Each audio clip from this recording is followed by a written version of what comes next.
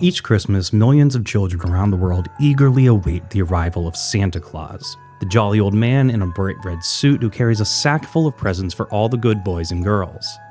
However, the iconic representation of Santa Claus is a relatively modern invention that largely originated with the well-known poem, A Visit from St. Nicholas, more commonly known as "'Twas the Night Before Christmas," written in 1823, as well as a famous illustration by cartoonist Thomas Nast inspired by that poem from 1863.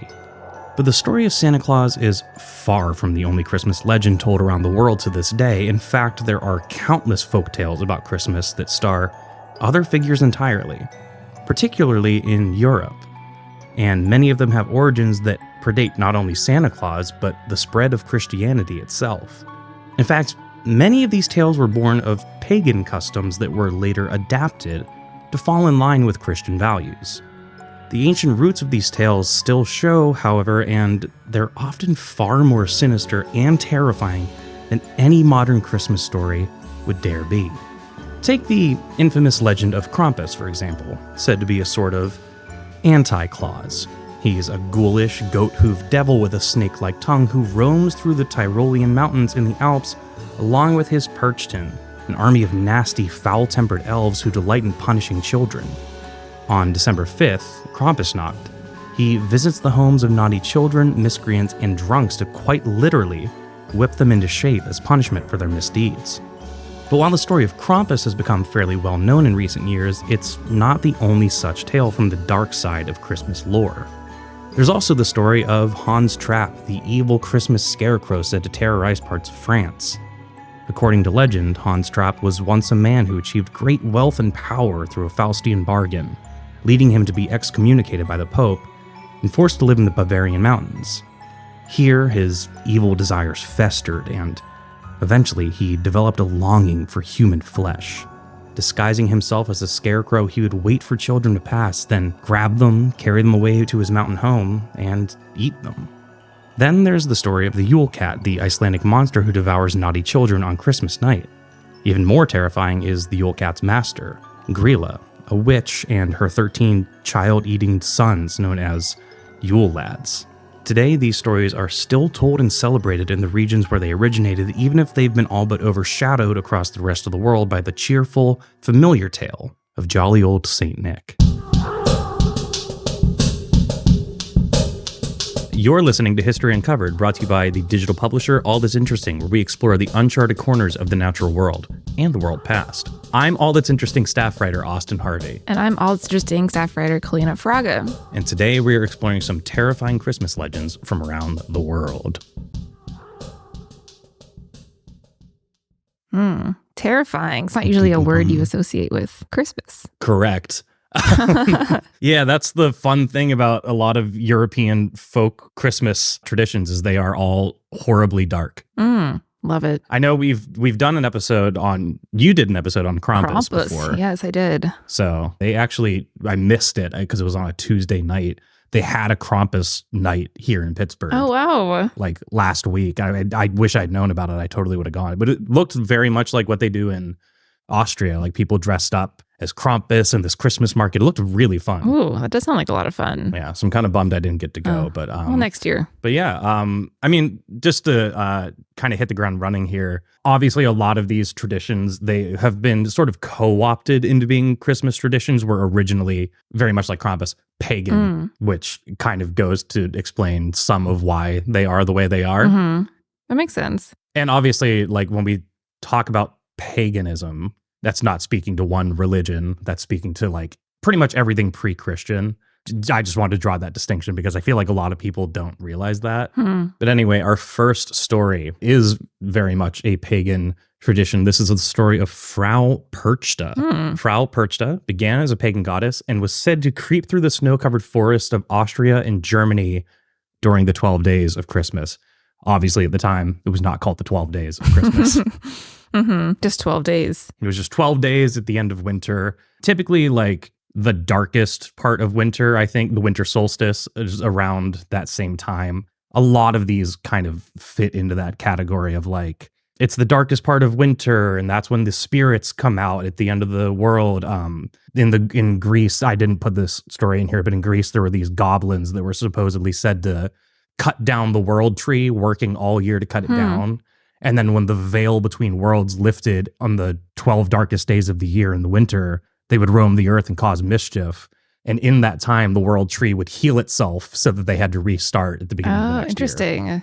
I didn't know that they had a world tree in Greek. Is that what you said, Greek? I didn't know that I know either. like in the Nordic mythology, there's a world tree or some sort of tree. Yeah, Yggdrasil, yeah. Yes. Which Yggdrasil is more like, I believe, and I might be wrong here, they call it the world tree, but it's more like the universe tree. Right. Like it's all of the different realms of the gods and mortal men are on Yggdrasil. Yeah.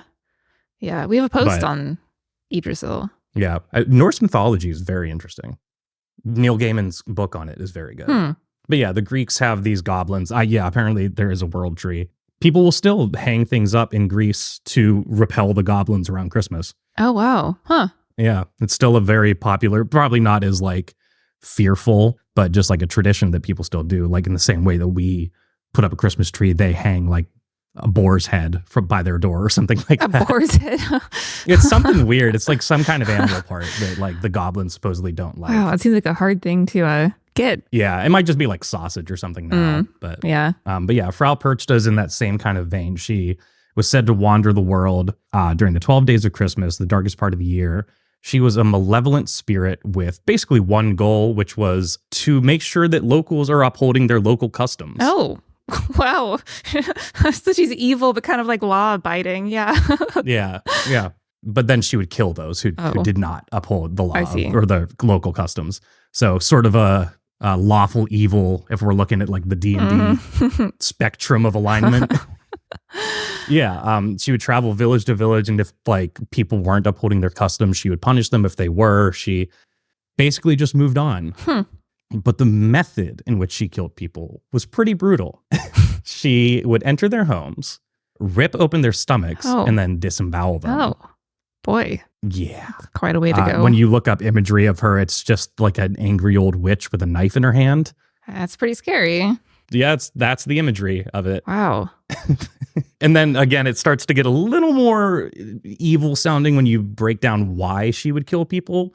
Crimes deemed worthy of punishing included weaving on a day deemed sacred, so like a Sunday, let's say, if you were weaving on a Sunday, or feasting with too little enthusiasm. Nice. So it's a little petty. Yeah. It just means you gotta feast with lots of enthusiasm during the year. Yeah, be very enthusiastic about your feasting. Don't work on days you're not supposed to work. Yeah, don't weave. Yeah. She was a communist. She's not a capitalist. She's anti-hustle culture. And honestly, I respect it. Pro-food, too, which we love. Yeah, pro-food. I think we have a lot in common with Perched, don't I? I have also disemboweled people. Wow. So, you're also an old witch with a knife. I'm also an old witch with a knife. Viewers may or may not know. There's another story about her. She allegedly, not allegedly, it's the folktale. In the story, she cursed a young farmhand who had spied on her and rendering him blind for the rest of his life. Well, he deserved it. There's another story that says she attended a wedding that she hadn't been invited to, and then cursed everybody there to live the rest of their lives as wolves. They deserved it less than the farmhand, it seems. Yeah. How dare you not invite this evil Christmas witch to your wedding? Yeah, right. What an oversight. She's like, what? I'm fun at parties. I like that. She's petty. I'm into it. She's a very, Frau Petty, more like. Frau Petty, yeah. Yeah, it's a bit of a stretch, but I stand by it. But today she is still celebrated, commemorated in local Austrian and German towns through this thing called the Perchtenlauf, which is a large masked procession in which people dress up as Perchent, which are followers of Perchta. It's a very loud, like parade festival with a lot of music and merriment and fireworks. And the goal of the festival is to ward off evil winter spirits.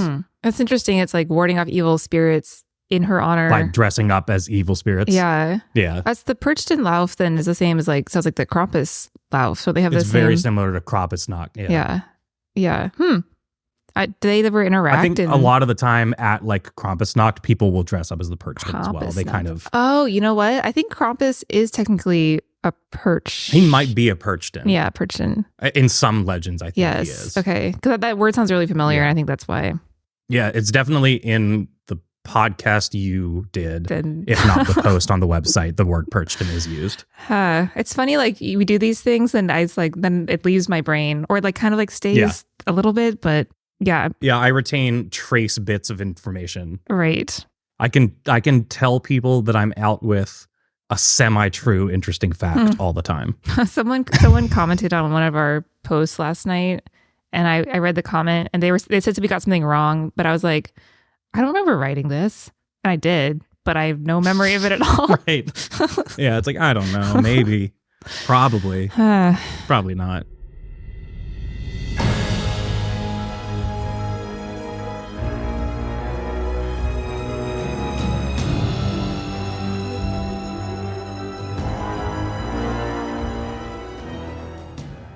Moving on to what might be my favorite story of the bunch here. This is the story of Hans Trapp, the Christmas Scarecrow. Oh, is he also German?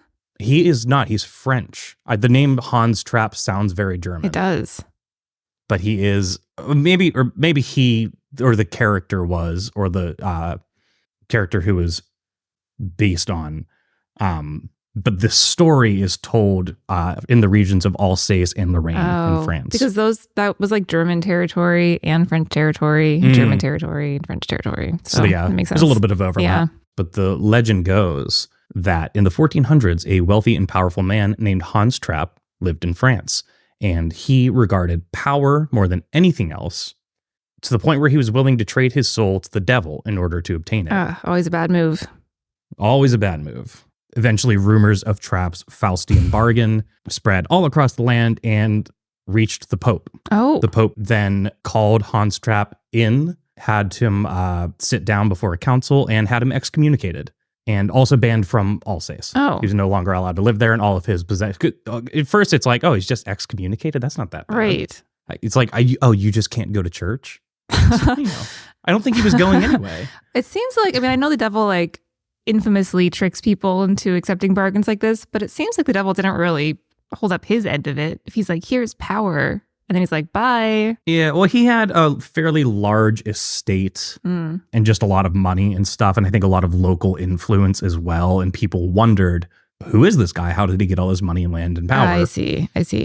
And this is why. It's because he traded his soul, yes. So eventually he's excommunicated, also forced to leave his home and all of his belongings behind, and eventually found himself living in the Bavarian mountains of Germany. And isolation was not good for this guy. Rather than reflecting on where he went wrong in life, he leaned really heavily into the evil and eventually decided that he wanted to try and eat human flesh. Boy, it's a twist. So really diving far into the evil end of the spectrum here. To lure or to capture his victims, he decided that he would craft a disguise out of straw and dress himself like a scarecrow and wait by the roadside. Wow. Which, I don't know if that would be my first go-to for him. If you're still and you're a scarecrow, then no one's going to be scared because they're not crows, they're people. So they're just going to walk past you and, right.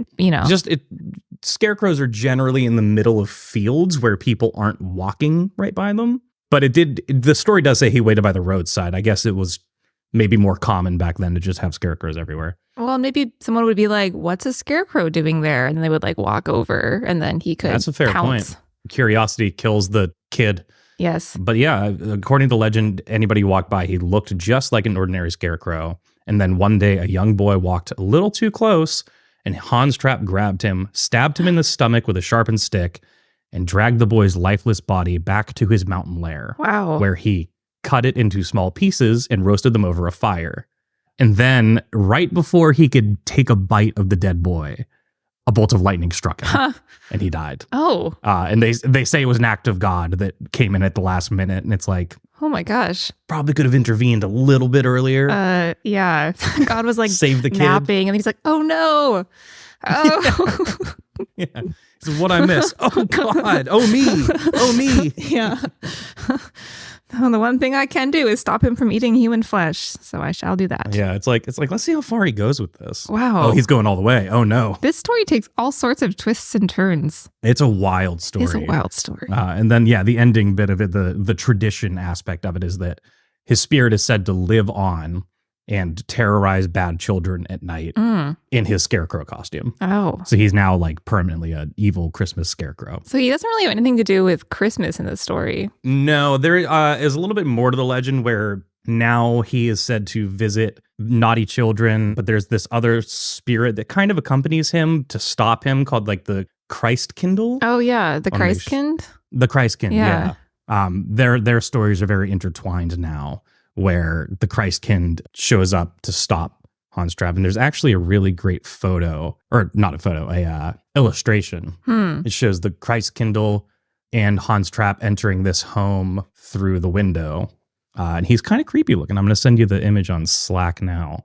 But there's a family of frightened children huddling on the left-hand side, the Christkindle in all their glory right there, and then Hans Trapp sneaking in behind with a bundle of sticks that he's going to hit the children with. And the two children in the middle of the frame don't seem very frightened. I guess they were the good kids. Oh, I see. They have nothing to be scared I think of. they were the good children. Yeah, and all the other ones are bad. I like how many of these legends have to do, like the weapon of choice is like a bundle of sticks that they use to hit people. Mm-hmm. That's funny. Yeah, I don't think there's another French one. French Christmas stories are messed up. This one's Père Foutard. This is not on the list. But Father Whipper famously goes around with St. Nicholas and just whips bad children with a bundle of sticks. That's right. Krampus also. I believe Krampus also does. That's what I mean. They all have these bundles of sticks. I guess that's what you did back then. I mean, it's better than stabbing children to death. Like, it's a less scary story. Right. Yeah. Right. Yeah. Because it's a punishment, but not like an irrecoverable one. Right. But there is maybe potentially some truth to this story, albeit like heavily obscured by the folklore. But there was a man named Hans von Trotha who lived from 1450 to 1503, and he had 2 castles in Palatine. Von Trotha then became embroiled in in an argument with a local abbot. And everyone's so petty in these stories. He had an argument with this local abbot and in response constructed a dam that cut off the water supply to the nearby town of Weissenberg. Oh. Where this like order of monks lived that he was mad at. Oh. Uh-oh. They ultimately told him, like, I think the Pope stepped in still and was like, you can't do that. You have to destroy the dam. And a very, very, very petty move, he said, okay, and destroyed the entire dam at once so that it then flooded the town. Oh, boy. Petty and possibly murderous then. Yes. And once again, he was excommunicated from the church and stripped of all of his things. But because he had 2 castles, he went on to just be fine. He just moved back into French court and lived a very good lifestyle. Wow. No, nothing changed. Still was wealthy. Once you got money, you're fine, no matter what. So, wow. Humanity has come a long way. Oh, boy. Huh. I mean, this guy, von Trotha, he kind of deserved excommunication more than the Trapp guy. I want to say Von Trapp, which I know is not his name, but... No, Hans von Trapp, yeah. He's not a part of a singing family. Huh. Yeah. No, they didn't really change much of his name either. They were just like, No, I like that one. That it does there's just all sorts of things happen in that story.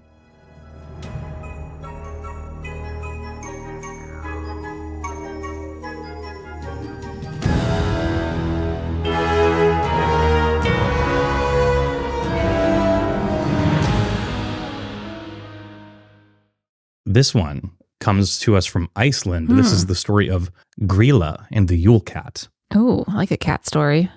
You won't like this one. Oh, no. There's a lot. Like, I know I said France has some pretty gnarly Christmas horror stories. Iceland, I think, takes the cake for it. Oh. The first story here, or the first part of this story, deals with the Christmas witch Grilla, who's said to live in the far north.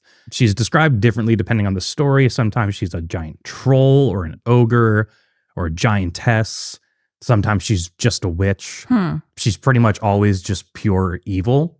Legend says she legend says she listens to the whispers of children on the wind throughout the year, collecting information on which of them have misbehaved. And then when winter comes, she sets out to find the naughty children.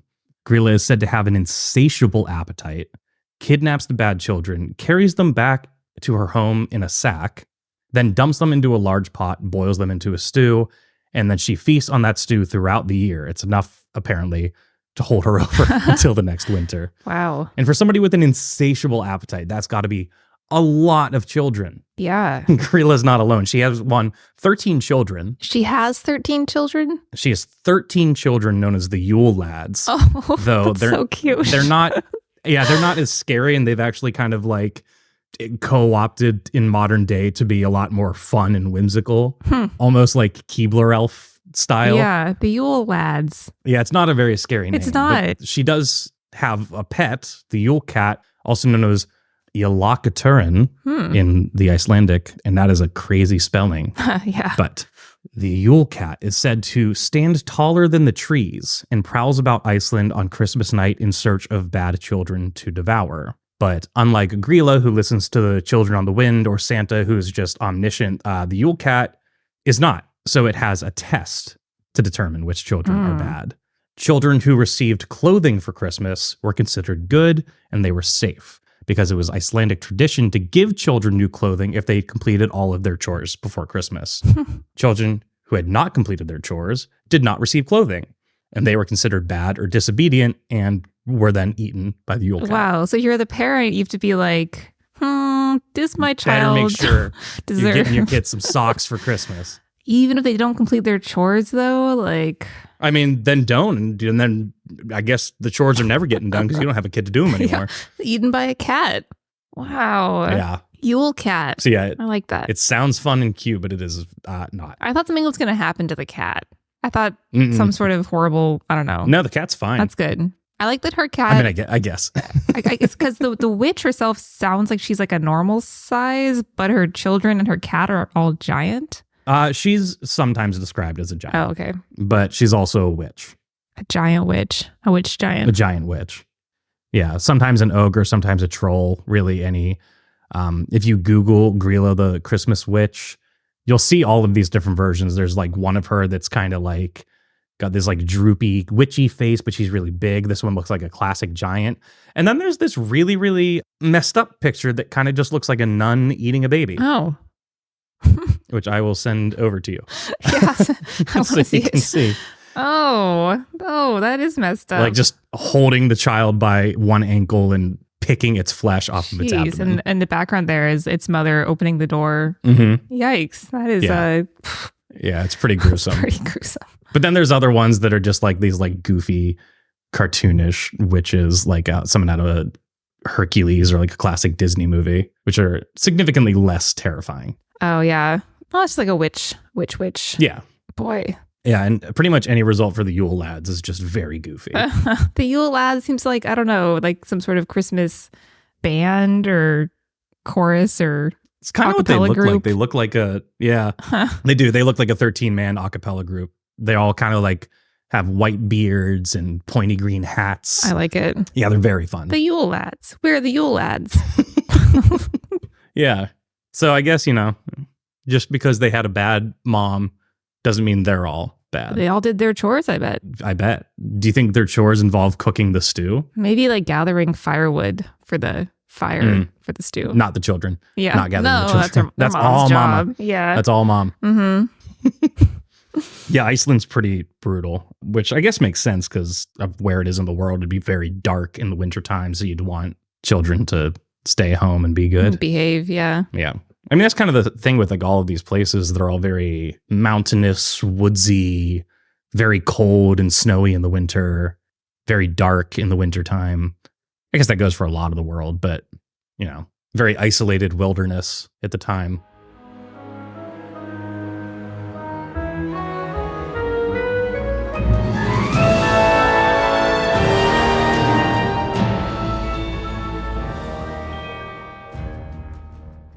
Moving on, this one, fans of The Office might be familiar with this. You might be familiar with this. Yes. Dwight Schrute famously dressed up in an episode of The Office as the Belsnickel. Yes. We have a post on this too, which I think I either wrote or edited. Belsnickel is kind of like a cross between Saint Nick and Krampus. The first part of the name, Bells, means fur. Nickel refers to Saint Nicholas. Mm-hmm. So he's kind of just like a naughty Santa. Yeah.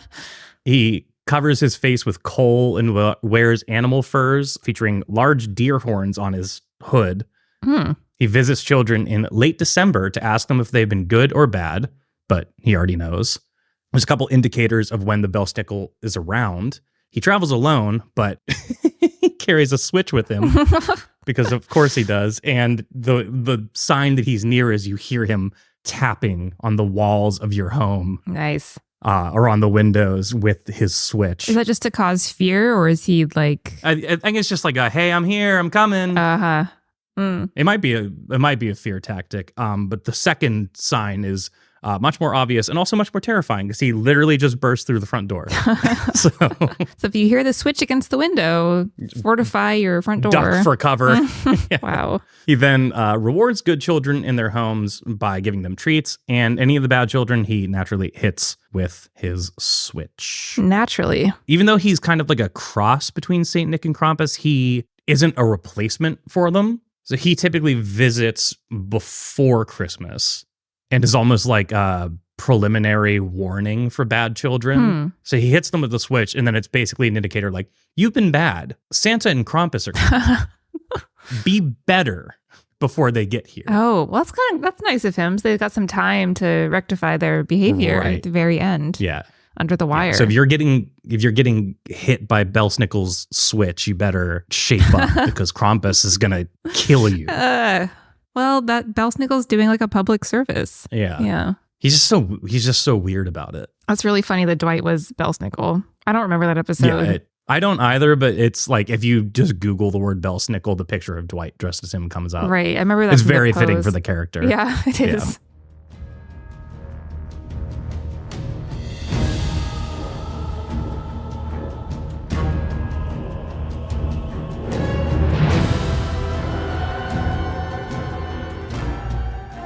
Yeah, and our final strange Christmas legend. This one comes from South Wales. It is the Mary Lloyd, the Grey Mare. Oh. And this one's weird because it visually is objectively the most terrifying, but the actual story and the like tradition surrounding it is the most lighthearted. Okay. Mary Lloyd, according to old folk tales, was a creature with basically just like a skeletal horse face and glowing red eyes, and then just kind of like a long white cloak behind it. And it said that the spirit enjoys clever rhymes and that during the winter celebrations, it would go door to door and invite revelers to outwit it in a contest. And this was like a rhyme contest, basically like an old time rap battle that it would have with people. I like that. Cool. It's kind of amazing. If the homeowner won, the Mary Lloyd would reward them with a feast of food and drink. But if they lose and the Mary Lloyd wins, they would be required to invite the Mary Lloyd into their home and supply it with food and drink instead. That's really all there is to it. It's not... No switches, no knives. No switches, no murder, no knives. It's just like you get food or you give it food.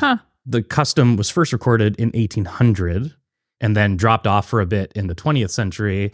And there's like a little bit of debate about what the name's origin is. One folklorist named C. Pete believed the term Mary Lloyd meant Holy Mary, referring to the mother of Jesus. And another folklorist, E.C. Cott, suggested the name could mean just gray mare. And then, other folklorists have said maybe it was a pre-Christian tradition dating back to pagan stuff.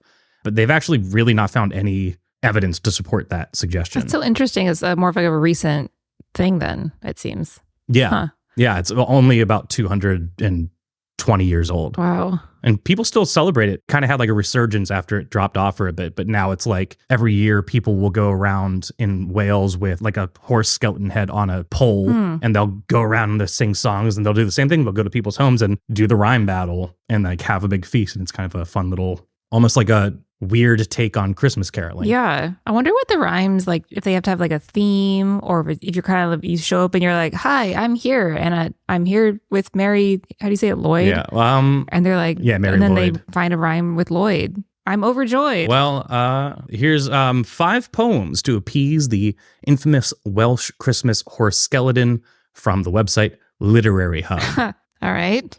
Donald Hall's Name of Horses is a great rhyme to use, apparently. For 150 years in the pasture of dead horses, roots of pine trees pushed through the pale curves of your ribs.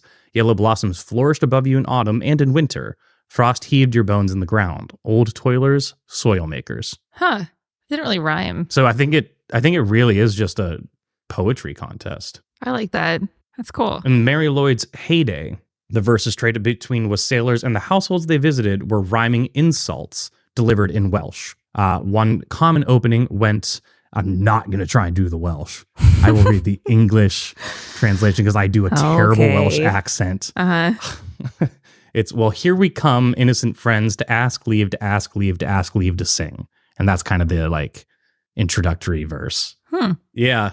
Yeah. Like I said, Mary Lloyd's probably the least scary one, but still like the image of this like skeleton horse knocking carrying on your door. around. Yeah. It'd be very scary to see, and then you open it and it just starts like rapping at you. Yeah. But you'd be prepared. You'd be like ready for it.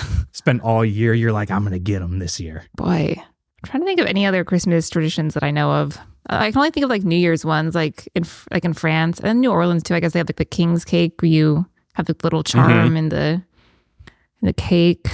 Well, funnily enough, we have a post on this going up today. On what? On weird Christmas traditions. Oh, hey. Did you write it? I did. It was one of the ones that I pitched this year. It comes out on the 20th. So in a couple of days. That makes sense. Actually, it comes out the same day as this podcast. Oh, wow. Well, there you go. There you go. Made it easy for you.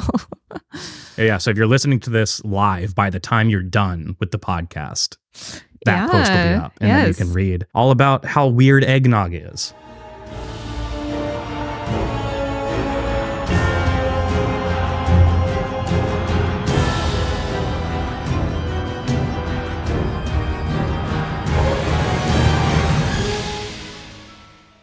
And then we can talk about some weird Christmas traditions as a little bonus at the end. Yeah. My family always has Kringle, which I think is like a Scandinavian thing. Oh, that's cool. Yeah, it's really good. I didn't know Kringle was a thing. There's a lot of Scandinavians where my family's from in the Pacific Northwest. And they sell, there's like huge stacks of Kringle for sale at the grocery store right now. Huh. Yeah. Like, is that where the term like Kris Kringle comes from? I don't know if they're related. It's a good question. Interesting. Yes. Oh, in Japan, they eat KFC on Christmas. Oh, that's interesting. Yeah, because no one really celebrates Christmas there. Let's see. Yeah, I'll just rattle off a couple weird Christmas traditions from around the world as like a teaser. Yeah. Cagatillo in Catalonia. It's a pooping log. What does that mean? You feed it, and then it poops out a gift. You know, that sounds really familiar for some reason. I've heard of that before. Oh. In Greenland, the traditional holiday meal for Christmas is 2 dishes known as kiviak and matak. Kiviak is a dead seal skin stuffed with ox, which is a small type of seabird, and matak is whale blubber. Wow, that sounds pungent. Yeah.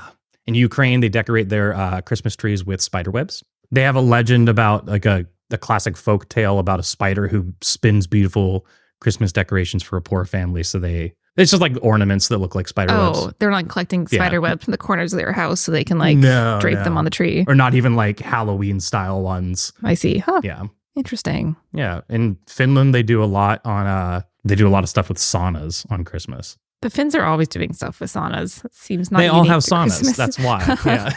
Because they have so many saunas there. I know. Ugh, saunas are the best. Yeah. And then one final one of the 27 that I put in this list. Oof. In Venezuela each year, groups of Venezuelans skate on rollerblades to morning mass. Sometimes as early as 5 a.m. Huh. I wonder how that came about, because it's not like they had rollerblades like back in the day that they could use. Yeah, it's a really interesting one. I'm not sure why I just want to get there as fast as possible. So yeah. Wow. Yeah, just a couple kooky Christmas traditions from around the world. Nice. Yeah. Weird stuff. But like, hey, I put a couple from America in there too. Eggnog's weird. It's a weird thing that we drink. Elf on a Shelf is terrifying. Oh, that is weird. I still don't entirely understand what that even is. Yeah. Yeah. I saw a video on TikTok the other day of these kids just like screaming, crying because one of them touched the elf. And I guess if you do that, its magic goes away. And these kids were just like so distraught. And I was like, what a terrible... Wait, what is the point of Elf on the Shelf? It's just like an elf that's on a shelf and you look at it? It like spies on you in your house and reports back to Santa whether or not the kids have been good.